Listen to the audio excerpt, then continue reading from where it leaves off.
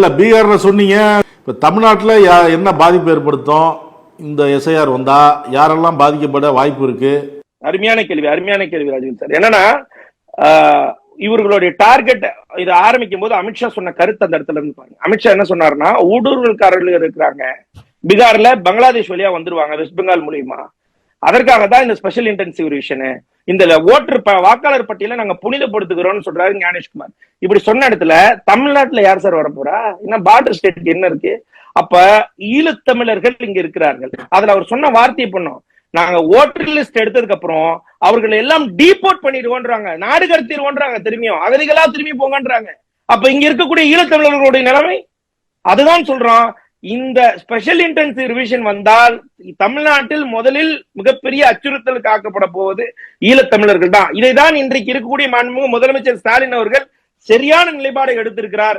இதை கண்டிப்பாக நாங்கள் எதிர்ப்போம் என்ற நிலைப்பாடு இந்தியா கூட்டணியின் இந்தியா கூட்டணியின் நிலைப்பாடும் கூட, தமிழ்நாட்டின் நிலைப்பாடும் கூட. ஒவ்வொரு மக்கள் இடத்துலயும் சென்டிமெண்டலா இட் இஸ் அட்டாச்ட். சரி, நீங்க ஊடுருவல்காரர்கள் இருக்கிறான்றீங்களே, எவ்வளவு ஊடுருவல்காரர்களை நீங்க கண்டுபிடிச்சீங்க பீகார்ல? அதுக்கு உங்கள்ட்ட பட்டியல் இருக்கா? இல்ல. சரி, வாக்காளர் லிஸ்ட் எல்லாம் பியூரிஃபை பண்ணுவேன், நீங்க 2 ஐடென்டி கார்டு வச்சு 14 லட்சம் பேர் இருக்கா. நீங்க எஸ்ஐஆர் நடந்ததுக்கு அப்புறம் நடத்தி என்ன பிரயோஜனம்?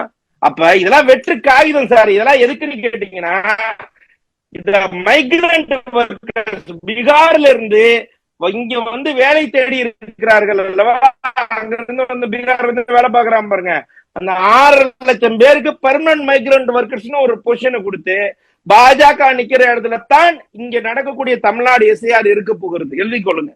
மக்களுக்கு எல்லாருக்கும் தெரியும். எங்களுடைய சிதம்பரம் தலைவர் சொன்னார், 6 லட்சம் மைக்ரண்ட் ஒர்க்கர்ஸ் இங்க இருக்கிறாங்க, புலம்பெயர்க்கப்பட்ட இங்க வேலை செய்யக்கூடிய கூலி தொழிலாளியாக இருக்கிறார்கள். இதை இவர்கள் 6 லட்சம் பேரை சரியாக கொண்டு வந்து ஒரு இடத்துல நிலைப்பாடு வைத்து விட்டு அந்த இடத்துல பிஜேபி கேடரா பிஜேபியோட பாஜகவுடைய வேட்பாளரை நிப்பாட்டி வென்று விடலாம் என்று பகல் கனவு காணுகிறது. அதெல்லாம் தமிழ்நாட்டில் வெற்றி பெறாது. இது முழுக்க முழுக்க சமத்துவம் பேசப்படுகிற மண். இதற்கெல்லாம் நாங்கள் அஞ்ச போவதில்லை. இதற்கான எதிர்விளைகளை கண்டிப்பாக 2026 தேர்தலில் பாஜகவிற்கு தக்க பாடத்தை இந்த தமிழ் மண் புகட்டும். தமிழ்நாட்டில் எஸ்ஐஆர் வந்தா அதுக்கான எதிர்வினைகளை நாங்கள் ஆற்றுவோம் அப்படின்னு சொல்றீங்க. பொறுத்து வந்து பார்ப்போம். கருத்துக்களை பகிர்ந்து கொண்டதற்கு நன்றி.